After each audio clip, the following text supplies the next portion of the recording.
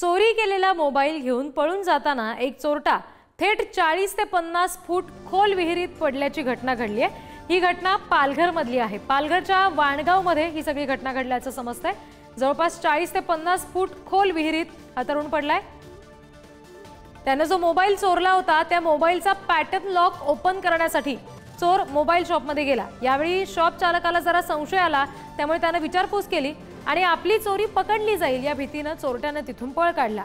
पण अंधारात वाणगाव नाक्याजवळ असलेल्या जुन्या विहिरीचा अंदाज त्याला आला नाही आणि हा चोरटा थेट 40 ते 50 फूट खोल विहिरीत पाण्यात पडला। आणखी तपशील घेऊया प्रतिनिधी जितेंद्र पाटील यांच्याकडून।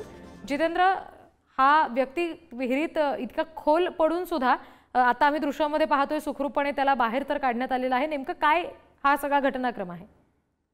नक्कीच रिद्धी, एका चोरट्याने पालघरमध्ये ही वाणगाव इथे घटना घडली आहे। एका चोरट्याने चोरी केलेला मोबाईल अनलॉक करण्यासाठी स्थानिक मोबाईल शॉपमध्ये नेला होता।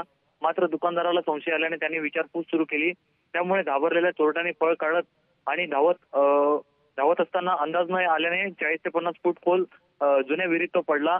त्यानंतर स्थानिकांनी हा प्रकार तात्काळ पोलिसांना माहिती देत सांगितला। त्यानंतर पोलिसांनी गावकऱ्यांनी मदत रस्सीच्या सहाय्याने त्याला सुखरूप बाहेर काढलाय। सध्या तो गंभीर जखमी झाला असून वाणगावच्या शासकीय रुग्णालयात त्याच्यावर उपचार सुरू करण्यात आलेले आहेत। सध्या पोलिसांकडून पुढची चौकशी जी आहे ती सुरू करण्यात आलेली आहे। रिद्धी, धन्यवाद जितेंद्र दिलेल्या माहितीसाठी।